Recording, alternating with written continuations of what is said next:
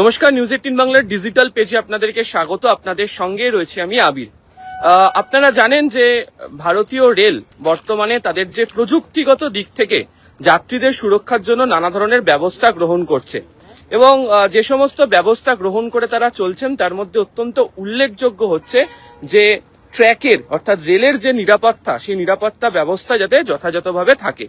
এবং এই কারণে প্রায় প্রত্যেক দিনই দেখতে পাওয়া যায় যে বিভিন্ন জায়গাতে বিভিন্ন যে রেলওয়ে ট্র্যাক রয়েছে সেখানে যথাযথভাবে যাতে সেই ট্র্যাকে কোনো ধরনের ত্রুটি না থাকে, সেই ত্রুটি মুক্ত অবস্থাতে রেল চালানো যাতে সম্ভব হয় সে ব্যাপারেও তারা যথেষ্ট সতর্ক রয়েছেন এবং বর্তমানে যে সমস্ত প্রযুক্তি তারা ব্যবহার করে কাজ করছেন সেই সমস্ত প্রযুক্তিগত ব্যবহারের দিক থেকেও তারা এগোচ্ছেন।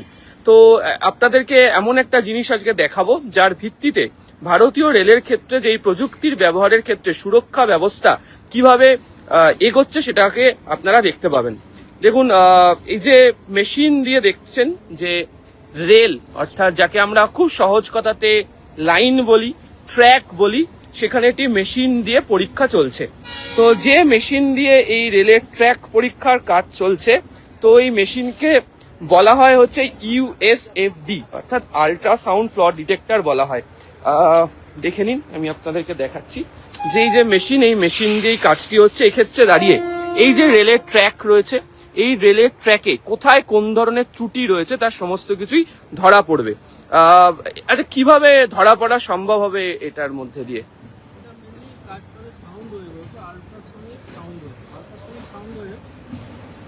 যে কাজটা করছে এখান থেকে মেশিন থেকে ইলেকট্রিক পালস প্রোবের মাধ্যমে সাউন্ড ওয়েভ রেলের ভিতরে যাচ্ছে এবং রেলের বটম থেকে আমাদের সিগন্যাল দিচ্ছে যে রেলটা ওকে আছে।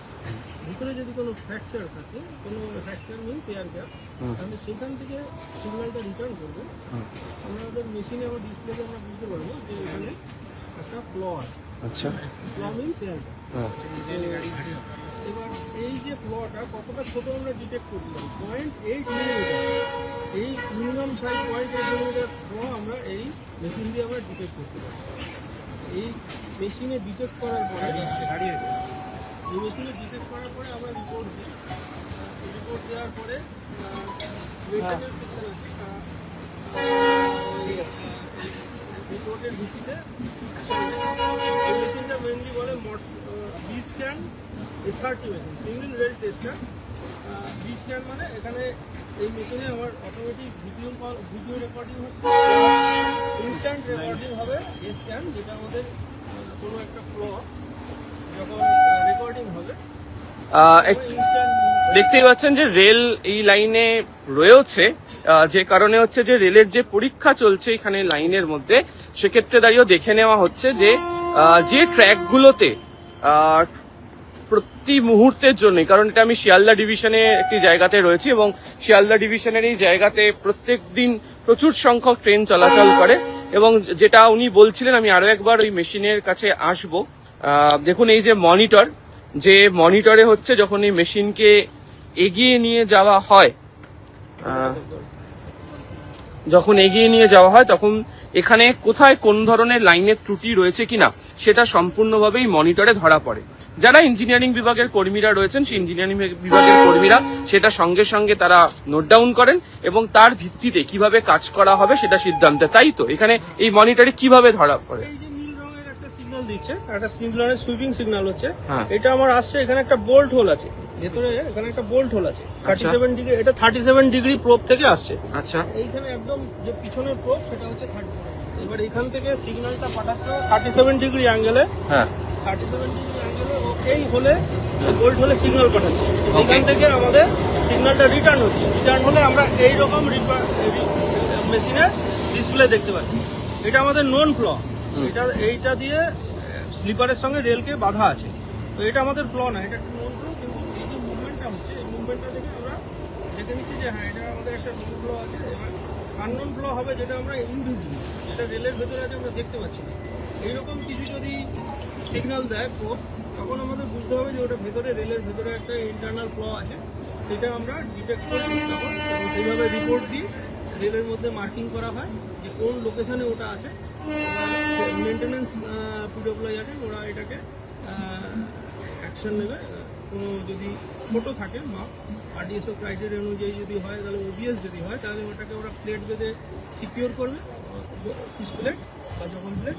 আর যদি বড় মাপ হয় আরডিএসও ক্রাইটেরিয়া যেটাকে আমরা বলি আইএমআর মানে ইমিডিয়েট রিমুভার, তাহলে ওটাকে কেটে ওরা চেঞ্জ করে দিয়ে সেফটি ইনশিওর করবে। এখানে দেখতে পাওয়া যাচ্ছে যে জল মাঝে মাঝে দেওয়া হচ্ছে, তো এই মেশিন এই যে আল্ট্রাসাউন্ড ফ্ল ডিটেক্টর, এই অত্যাধুনিক মেশিন যেটা দিয়ে লাইন পরীক্ষা করছেন, সেটা করার জন্য জলের আপনাদের কেন প্রয়োজন হচ্ছে? জলটা হচ্ছে একমাত্র জল না হলে টেস্টিং করা যেত না, ঠিক আছে। জলটা ইজিলি অ্যাভেলেবল, তো আমাদের এই ট্যাঙ্কে জাস্ট ট্যাপ ওয়াটার দেওয়া হচ্ছে।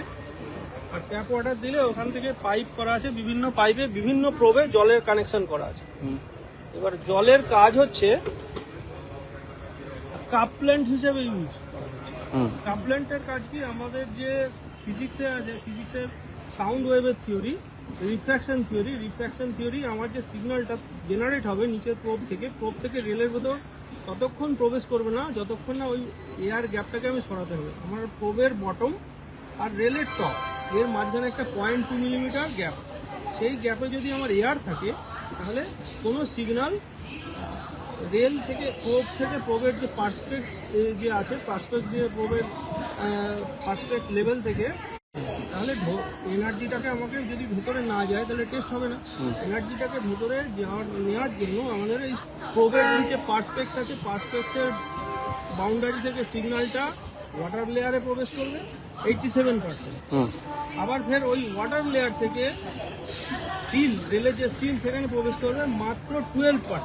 এই 12% এনার্জি রেলের ভেতরে যখন প্রবেশ করবে, সেই 12% এনার্জিতে আমরা এই পুরো সিস্টেমটা দাঁড়িয়ে আছে। আল্ট্রাসনিক ফ্ল ডিটেকশনের পুরো সিস্টেমটা ওই 12% এনার্জির উপর দাঁড়িয়ে আছে। ওই 12% এনার্জিতে আমরা পুরো জিনিসটা দেখছি যে আমাদের এখানে যে লাল রঙের এটা রয়েছে, এটা হচ্ছে আমাদের 0 ডিগ্রি সিগন্যাল। 0 ডিগ্রি পুরো 100% আছে, মানে ব্যাক পিক 0 ডিগ্রি একদম নিচের থেকে। রেলের যে হাইট টোটাল, রেলের হাইটটাকে আমরা এখানে স্ক্রিনে ভাগ করে রেখেছি। রেলের যদি 172 মিলিমিটার হাইট হয়, তাহলে আমাদের এখানে 10টা ঘর আছে। 10টা ঘরে এক একটা ঘরকে আমরা 200 মিলিমিটার করে ভাগ করা আছে, 20 মিলিমিটার করে ভাগ করা আছে, ঠিক আছে। টোটাল 200 মিলিমিটারকে 20 মিলিমিটার করে ভাগ করা আছে। 20 মিলিমিটার হিসেবে যদি একটা রেল আমরা 172 মিলিমিটার ধরি, তাহলে আমাদের 8.7 এ পিকটা আছে। ঠিক, যখন নর্মালি 8.7 এ পিক আসছে আমরা বুঝে নিচ্ছি এটা নর্মাল নেই, কিন্তু যখন পিক এইরকম জায়গাতে, কোনো জায়গায় ধরুন 2 থেকে আসছে, 2 ডিভিশন থেকে, কোনো জায়গায় 4 ডিভিশন থেকে আছে, তার মানে ওটা নর্মাল নয়। হ্যাঁ, সেক্ষেত্রে আমরা ওটাকে ফ্ল হিসেবে ডিটেক্ট করি এবং সেইভাবে আমরা রিপোর্ট দিই।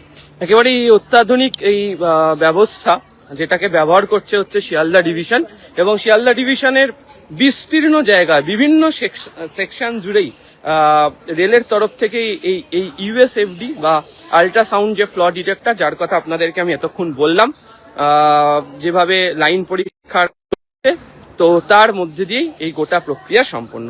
আর অন্যান্য আপডেটের জন্য নজর রাখুন নিউজ 18 বাংলা ডিজিটাল পেজ। আপাতত ধন্যবাদ।